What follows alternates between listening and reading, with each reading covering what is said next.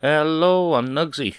This is Cheapass-tro, and in this video I'm going to be showing the process from start to finish of how I built my OnStep telescope controller. It's only really going to be of use to people who are planning to build such a thing, whether it's the same MaxESP3 or a different version, or indeed those that are going to buy a pre-built OnStep controller, because this will also go into things like the configuration files and programming it and what have you. So I'm afraid it's not going to be that entertaining for most. But you never know, you might just like the sound of my voice.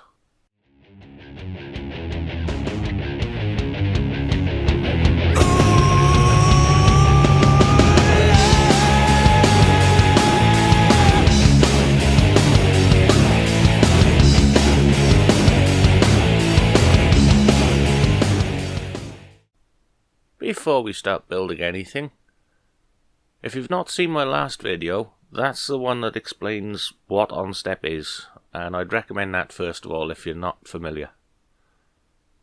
There will be a link in the description below to the main OnStep groups on Wiki, and any further links I mention in this video will be listed in succession in the description. The second link will be the email of George Cushing, who sells these kits. He was instrumental in advising me on what parts to get before putting them all in a box and sending them over to me. You won't get that sort of help from the Chinese sellers on eBay, etc. So even if it costs you a couple of quid more, I would recommend employing George on this one. And you're not going to be buying parts twice. Before we make a start on any physical build, let's go through what you're going to need. Now first of all, you are going to need to follow instructions, plans, pictures, etc. So I would recommend not using a phone for this, but using as large a screen as possible, so a computer monitor or better still a TV to display all the information to follow along. You're going to want a good work surface with good lighting, and something I found really handy was like a magnified ring light for the close-up soldering and parts identification. Other than that, it's electrical work, so you are going to need soldering gear. That's soldering in the US, for some reason. Now you will see how I do it, but mine is not a tutorial on soldering. I would recommend looking up that first and testing on something that doesn't matter. It's not a difficult thing to do, and neither is burning yourself or your table or work surface or cables or anything, so be careful if you're new to soldering. If you really don't want to take to a soldering iron for your build, then you're going to want the lesser breadboard style kits where you just plug components on. But with this, the Max ESP3, it does require soldering. Another option to avoid soldering is to ask George to put it all together for you before he sends it out. He does charge a little extra for this. So soldering gear, that is a soldering iron. You're going to want solder and flux.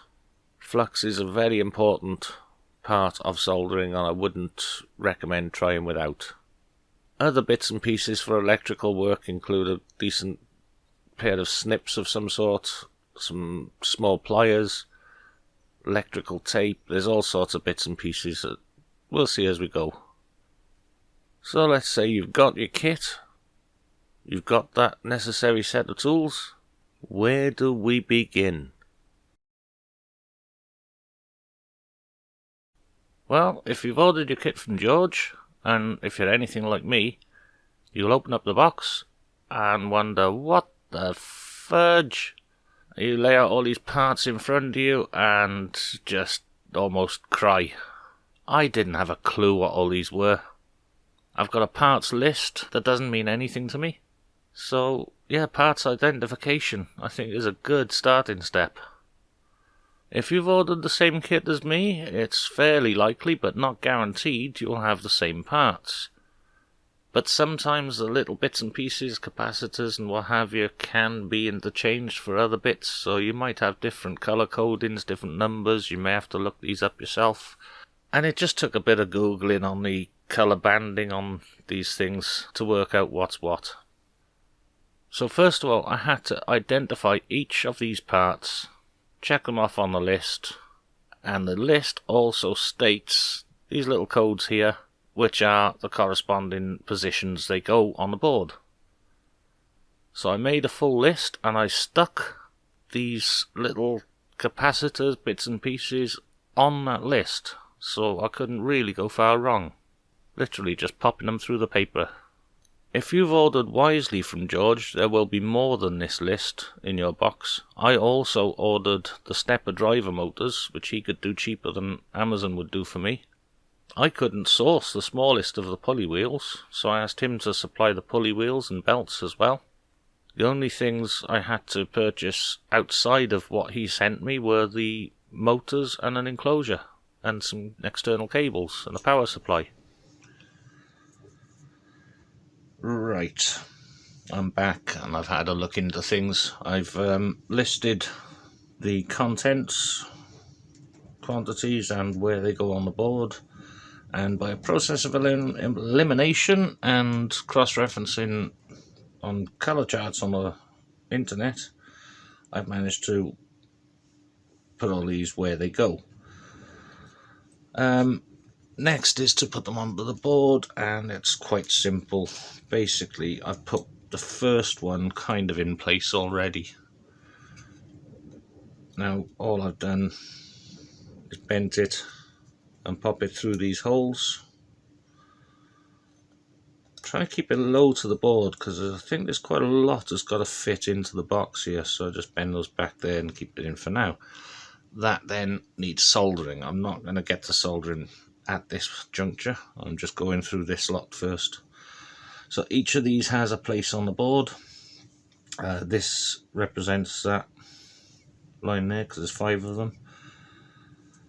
So for instance, this bottom one here, 2 kilo ohm, got one of those goes in R5. Now I could have looked this up before starting to speak, but R5 will be here somewhere. And it's going to be small, and it's just going to be too little.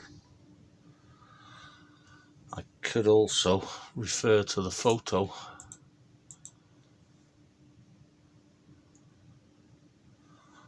of where these things have gone in. Was it 2K? That's it doesn't say R5, right? Okay. That's a 220. That's that one. There's one up here.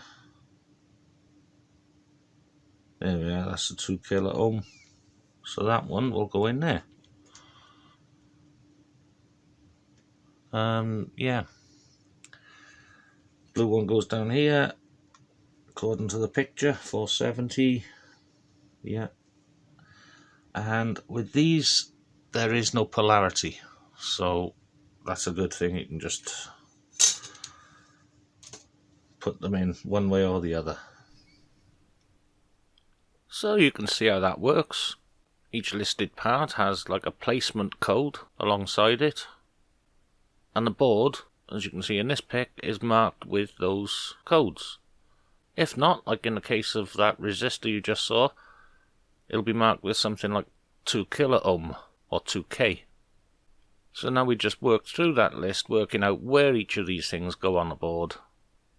Make sure we're happy with it before we whip the soldering iron out. And then before we do that, we'd better have a look at the online instructions, which are not actually hosted on the wiki page, the instructions I used. They're linked below and on screen now. And as you can see, in the very first instruction, he says, "Okay, I got a little ahead of you and placed some of the resistors and junction pins."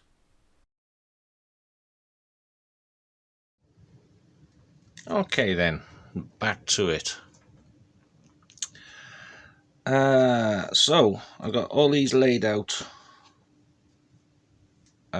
worked out by their markings online, and this is basically ready for soldering. I've got my soldering iron here. It is a real cheap and nasty one, but it has a point. And my slightly better cheap and nasty one has really worn down on the end. I don't think it's up for this fine work. So I'm going to try this. There's no adjustment or anything on it. Maybe there is. Oh, I don't know what that is. Anyway, so in preparation, what I've done, I've put some, that's been in my ear.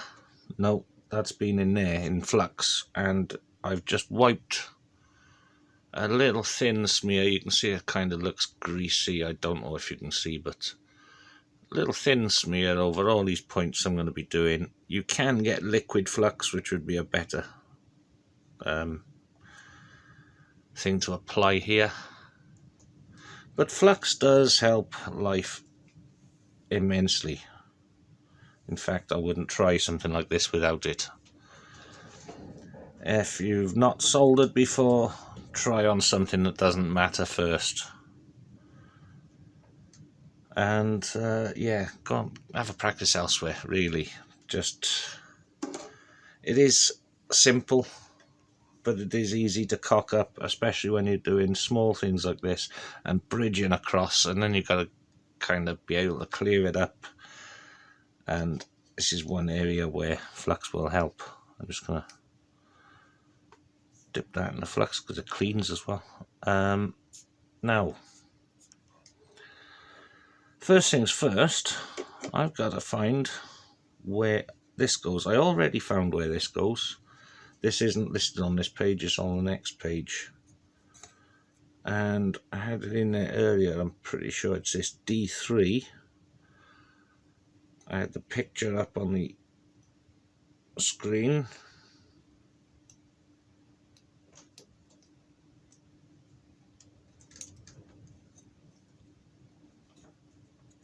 And he had it that way around. I'm not sure whether there is a polarity. I know there isn't on these resistors, but there is on capacitors. I don't even know what these are. I assume the resist, I don't know. Anyway, so what I've done there is I've popped that through the two holes in D3. I'm just going to treble check. This was an I something or other, IN4001, and yeah, it goes in D3. So that's it there, D3. Underneath is where we're going to be soldering that. I'm just going to bend it back to keep it in place. I'm putting it flat to the board there, because this has to fit in a case, and sometimes things have to fit over the top of these as well, so you don't want it sticking up on legs like you see on other circuit boards. So basically that's on its own weight there, and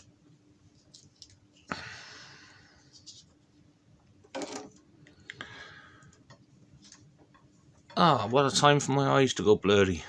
It is late at night. I shouldn't be starting this, but you know, when things come in the post, you just gotta get right into it. Putting the load on the tip there first, and that should then, there it is. One more little blob of that. Excellent.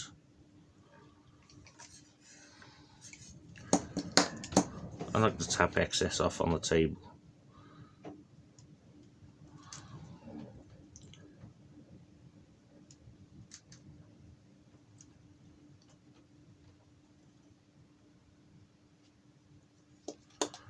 There it is.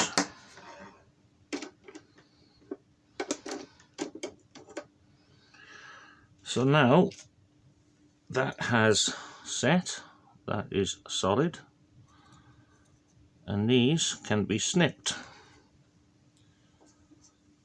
I have the crappiest pair of snips because I've snipped things I shouldn't be snipping with them, and they've gone really blunt. but that's worked nonetheless. So yeah, that's how we're going to go around the board, putting these in the right places. It's quite simple, isn't it? You should be able to see now the solder, hopefully. That's the focus point.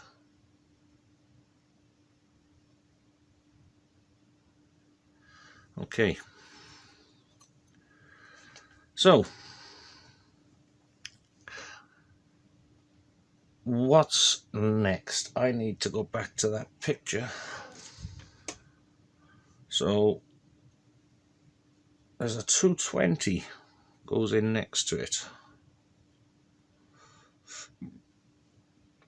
Excuse me. And this was identified earlier. And we're just going to double check. Yeah,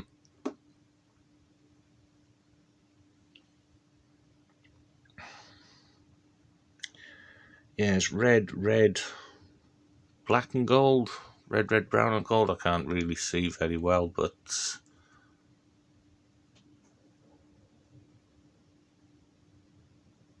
I can't even see what it is on the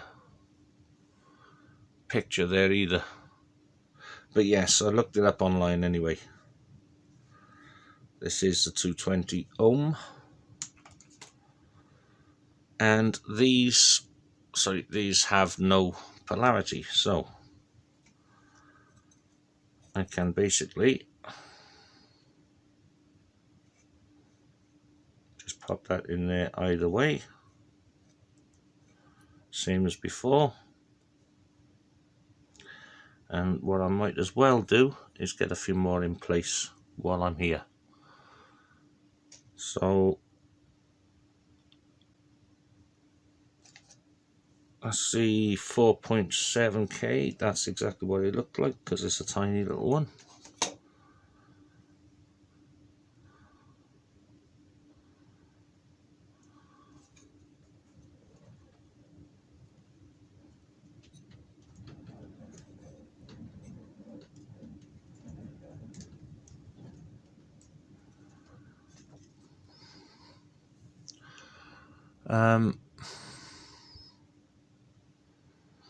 Now there's two blue resistors on this board. I've only just noticed. I've only been supplied with one. So I wonder, I know that some of these do not quite match up to spec, some of these things, but I'm sure the guy knows what he's doing that sent them. So here is supposed to be the 3.3K. Okay. And 470 ohms is down the bottom, yes.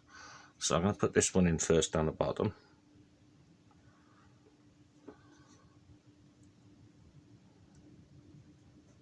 Going off camera, I think. I'm not really watching that.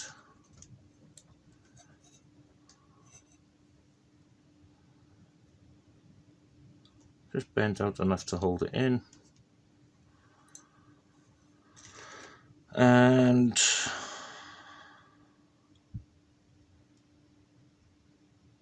where was this other one? Top left. Should be a 2K up here. Yes.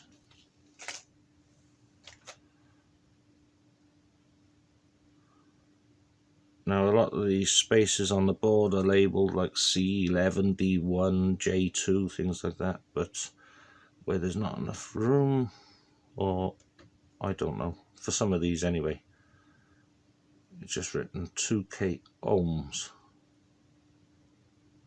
on the inside of the square. So no, that goes there.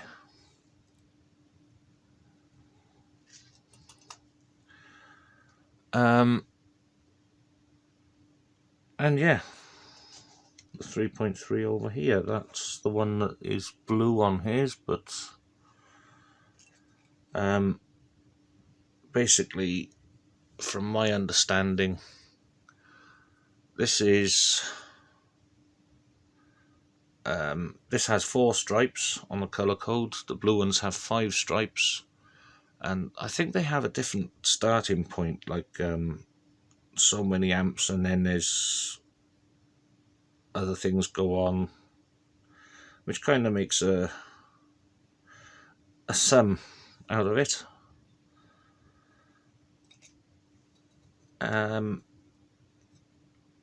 the answer to that can be arrived, well, the same answer can be arrived from 2 different routes. Arrived at, so you can still get something with the same. I don't even know what I'm saying. Shall I just give up? I'll edit that bit out.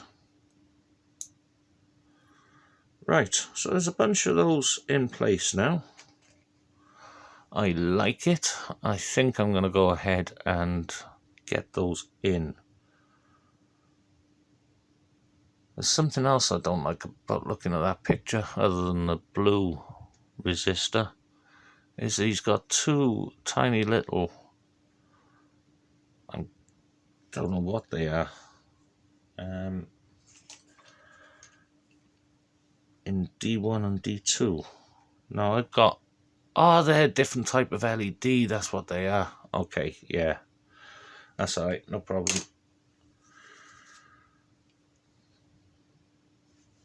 So,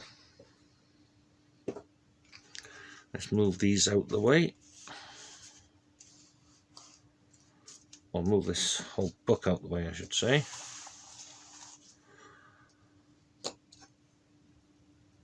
And we're going to get some of this done. Shall we move in a little?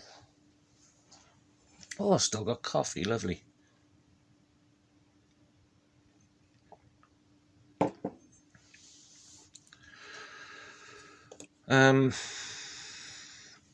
I may actually use my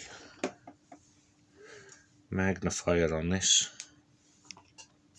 So, sorry, I'm going to move this back up.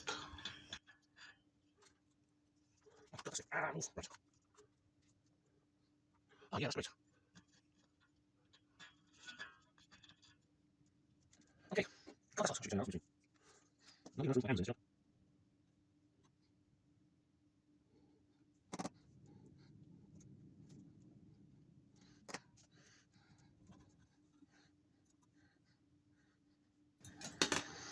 I'm not even sure if the camera was showing what I was doing there, because I wasn't looking properly. Yeah, I'm going to start up here.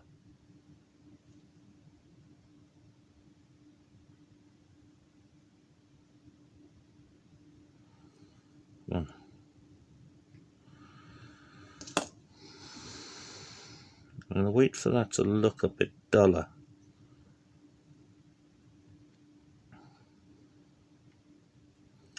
I'll assume it's done by now anyway. Just move that out of the way so I can do the next.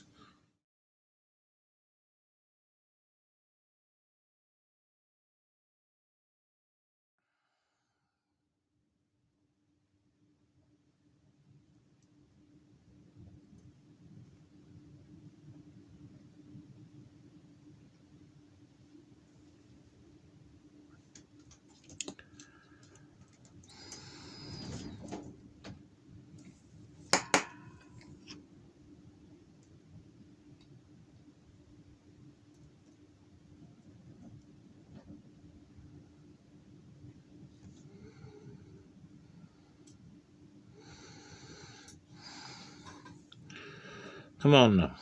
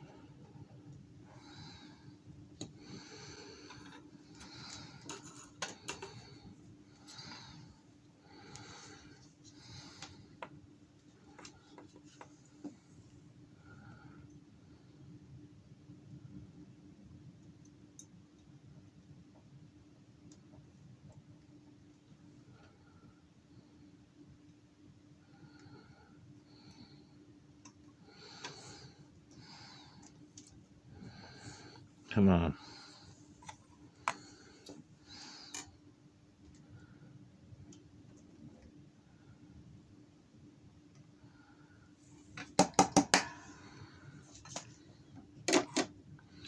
Okay.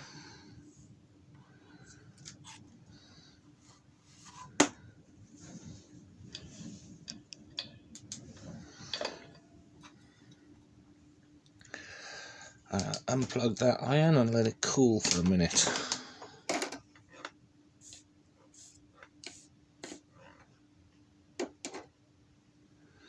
Because it's cheap and it's hot. Don't like that combination.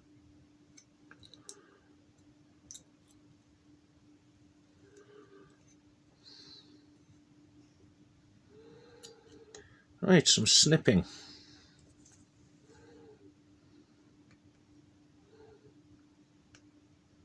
I am eyeing all these solders as I go and making sure they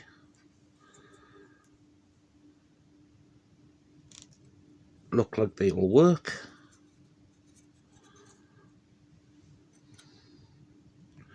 No little holes. God, these are blunt.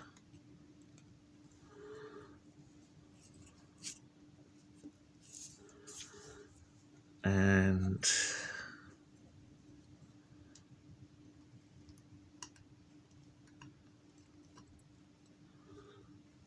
it's literally metal fatigue. Snipping those.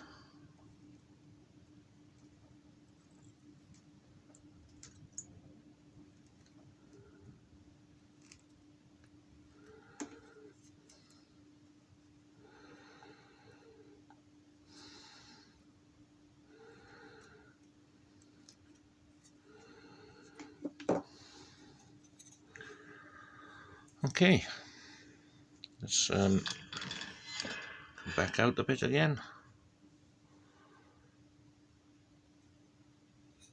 There we have those first few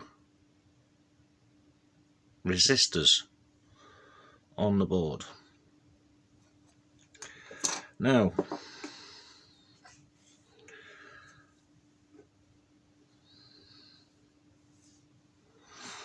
I don't normally do this, but there's people watching. I'm having a clean up in between.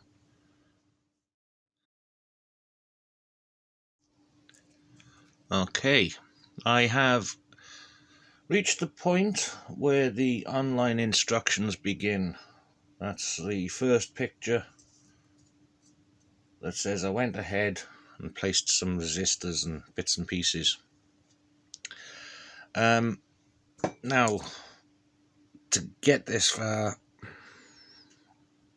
you will need to be able to solder, obviously, and I just basically stopped at this point to show you through what you need to watch for so far. First of all, I'll say I did actually receive the kit without these things, and I didn't order more.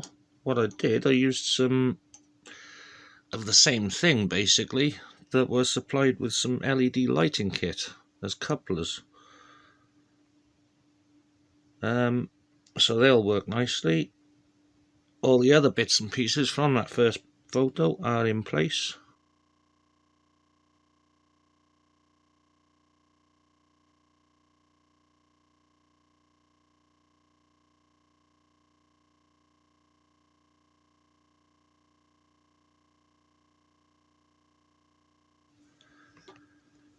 And soldered in at the back and snipped off as necessary.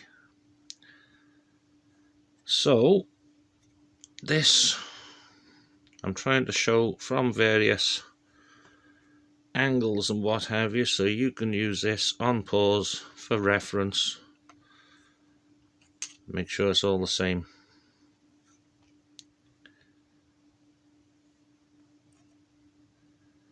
Okay, capacitors.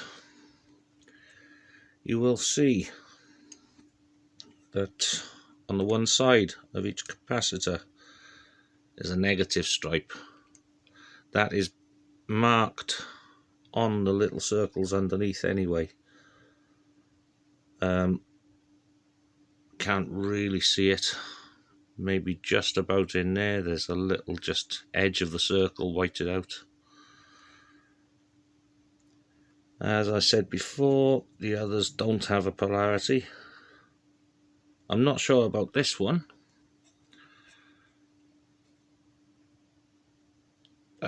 It does have a stripe at one end, so what I did, I checked out the way they did it in the photo in the online example. Speaking of which, I did notice something out of place in the online photo. Now, in this corner of the board, just above the SP1, there are these two little things, a capacitor and a resistor. I'd say I don't even know what these things are. Let's say they're resistors. Anyway, these two are swapped out. So this was mounted in there and that mounted in here. But my instructions say that these 5 identical pieces go in these 5 slots. And this was listed as this slot. This slot is also round, and that's... So I did it as per the instructions, and I'm pretty sure that's got to be right. I have messaged the guy that sold the kit just to try and get some confirmation on that, and that will flash up on screen if I've not edited this sound out.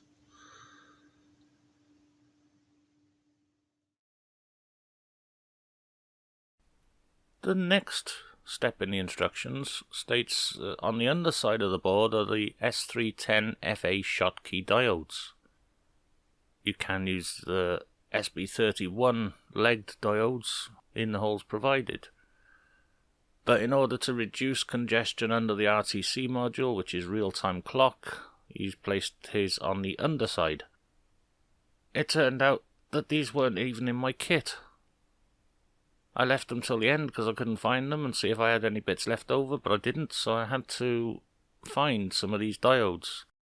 And I could not get S310 FA Schottky diodes, the ones that go underneath. So I wound up getting the SB3100s, and the legs were too thick to go through the holes, so it was a pain in the ass. But what I did, I took some little like Y pins out of... I can't even remember, some other type of connector. Put those up through the holes, cut the legs off the diodes and sat those in these little Y posts, and then soldered that in. And that's done twice. There's one under the first of the 2130 motor driver there.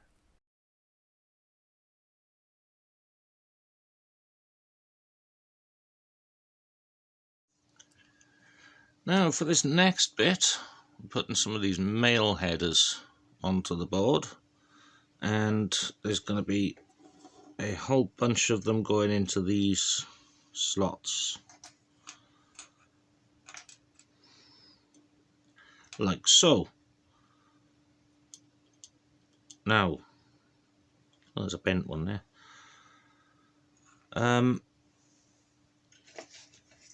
The drivers, which I'm just trying to pick up for the motors, will then clip into these like so. So we need to make sure that they are nice and straight as they get soldered on. I also read in the instructions that they need to be nice and low to the board, so we don't want them lifting and popping up because of clearance in the recommended aluminium enclosure. A lot of people just put these in like something Tupperware or whatever you have. So I'm using the focuser driver because it's cheaper, just in case I overheat something, and that's in a couple of females. Ooh, now that there, by the time that sets, will of course allow it to plug back in. So I'm just going to place that down, supporting roughly the right height at the other end.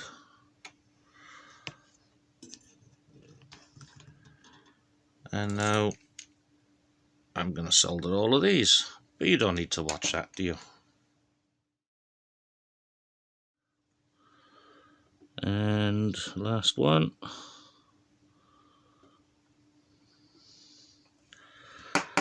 Perfectamundo. Right, let's switch this iron off. Let it cool down a minute. And I have caught up with the next stage, which was putting on the female headers.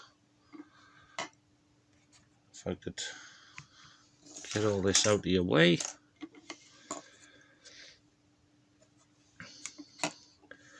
There we are. So what we have here is our motor drivers clip into these things. We got, I'm not sure which is which, but RA and deck, and then focuser, and then spare. This one is the Wemos D1 Mini, which will go on there. This goes over there, but I think those pins are going to be needed to be bent. And this goes on there, along with some other bits and pieces and plugs and sockets. Well, sockets. I'm off screen a little there. So, that's the idea. We'll get there in the next moments, I'm sure. It'll take ages, but it'll be moments on video. Okay, at this stage, comparing with the online OnStep instructions page, there are a couple of things I want to point out. Well, first of all, it is up to the point of this picture, pretty much, and these are coming next. But I have all these female headers in, I have all the male headers in. This is one arrangement that wasn't very clear in the instructions, and I shall show you a top view of that. There's like a T-shape where a single one has to be cut off and a strip of 3 in that little group of 4 there. But as I've said before, pause this, take a look. I shall zoom in as well and use this for reference. Make sure you're going the right way with everything.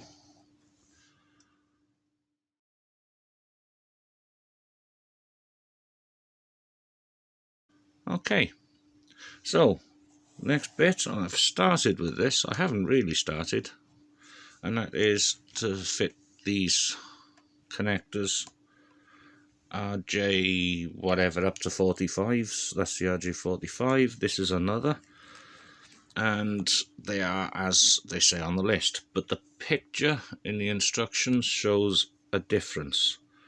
They didn't use these, they used some little 4-pin connectors. So it's easy enough though. I mean, you can't really go wrong with the parts allocated, because this has a certain pin out, and I don't know why these 4 holes are here, but it lines up with these 8 holes, and can only do so because you've got these little plugs to go in these holes. So that one has already been put through. If my phone will focus, as have the other 2, and I've done no soldering on these yet. So basically I'm just putting them in, making sure the pins are coming through the holes, because I don't want to bend anything.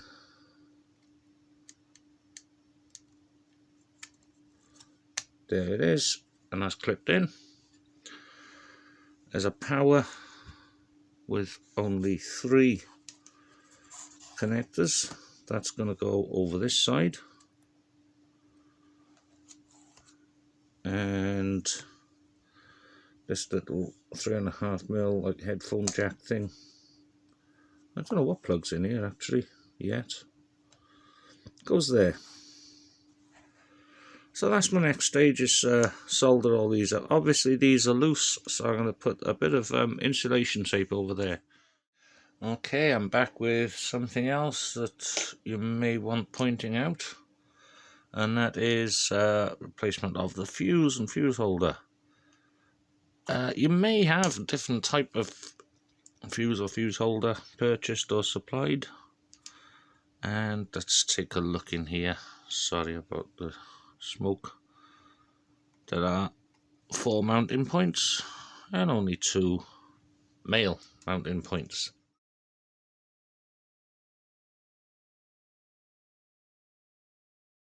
You can see on the web instructions he's mounted his diagonally, and that's what we're going to do here.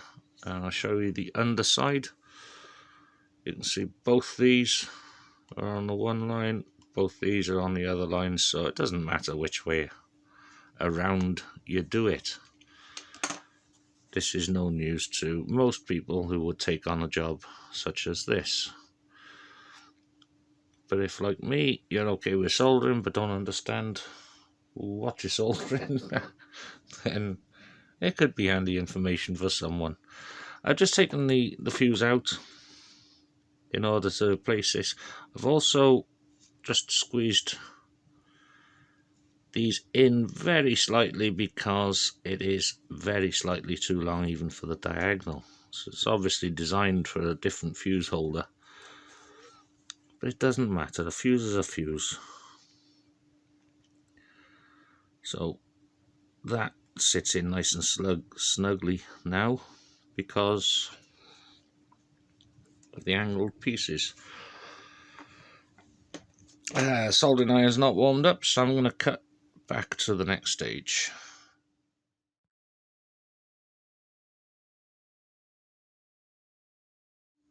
Okay, I'm back to do one final little bit because everything on this board is all soldered up now. The drivers are not installed, ready to be, but I'm confused about it all, to be honest.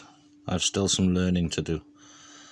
But what I did learn was that the provided voltage regulator is to go there. The other thing that's shown in the instructions is one here. That's a 12 volt regulator. It's only to be used if you use a power supply that's over 15 volts. If you're using like 12, 14 volts even, you don't need to utilize one there. So if not, and I'm going to stick with a 12 volt, you can just jump these, and that's what I'm here about to do now.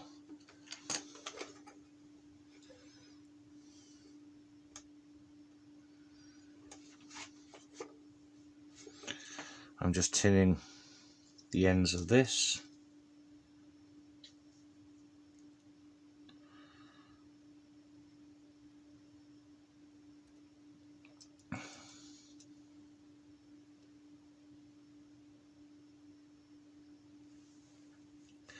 Just a simple little loop of cable.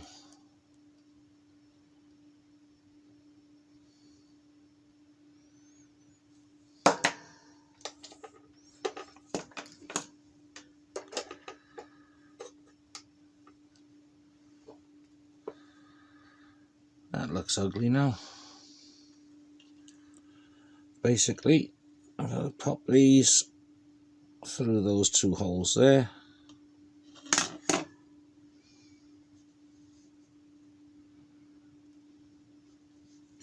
Slightly widened.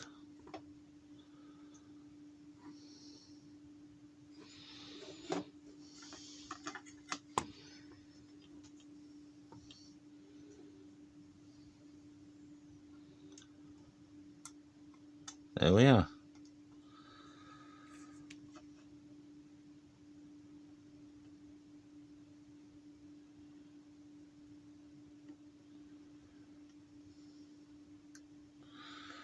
Beautiful.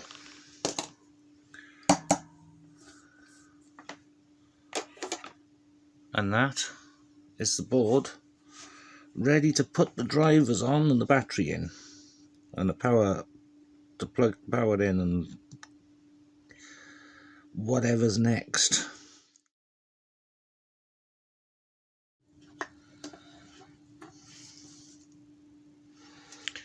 One other little side note, cleaning. I am using alcohol impregnated gauze pads from some sort of medical kit. You can get the liquid stuff in bottles. It evaporates away if you don't know, so it's perfectly safe as long as you do let it dry before powering anything up, and it dries quickly, so good stuff for getting all those greasy marks off. When it comes to putting this in a case of some sort, it's pretty much up to you. The one that's recommended is this aluminium enclosure. I found it on Amazon. George reckoned they're about $8.50 over there, and mine was $15 plus $5.50 postage plus a hike in tax to get it to Ireland. It came out about £23. You can put it in any sort of box it'll fit in, is the bottom line. I opted to get the proper one because it's a nice neat fit, and I wanted the ports coming out of the ends of it the right length and all. But being aluminium, it was a bit of a swine to cut those port holes.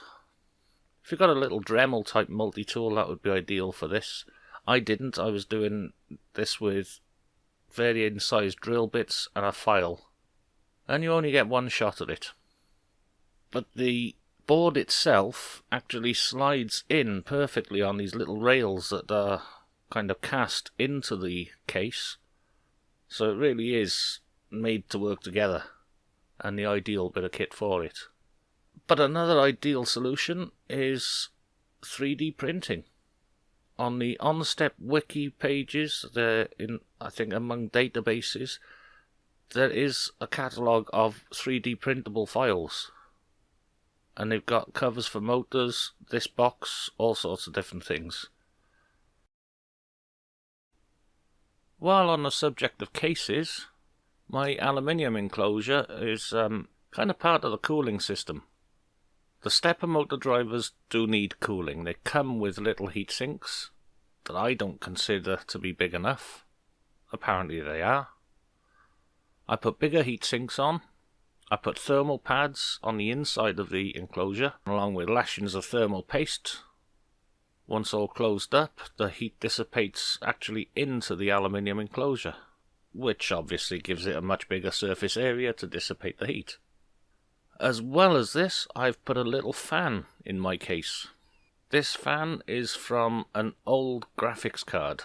When I say old, it's like GT4 something or other, and it'll never ever be used again. So I whipped off that little fan and stuck it in this.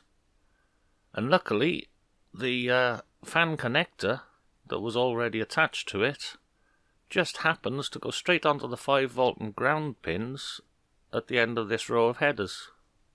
I know it's a 12V fan, but it just runs at pretty much half speed when used on 5V. So yes, do take cooling into account, because those stepper motor drivers do run hot. And that is it. That is the hardware side of things all wrapped up. I have not gone into setting the drivers or anything like that. I'm going to do that as part of the configuration video, part 3. But next up on the list is part 2, which will be adding motors and brackets to the mount. So, am I talking to myself at this stage? Have I lost my complete audience? Is anyone still here at the end? It's nice to think someone is. Thank you very much for getting this far through. I hope all goes well with you and your build. If you've any questions for me, do ask in the comments below. I may not be the right guy to answer, because I still don't know OnStep, even after having gone through all this. There's a lot of it is still just crazy talk to me. So I would also love it if people could add to my knowledge in the comments below. People that do know OnStep. People that know what to do with these auxiliary ports. Why I might need to use jumpers. Things like this. I'm lost. I know this controller can do way more than I'm using it for. But mine is just a basic build. So, yeah, where was I? I was saying thank you for watching, thank you for listening, and I'm out of here. Until part 2.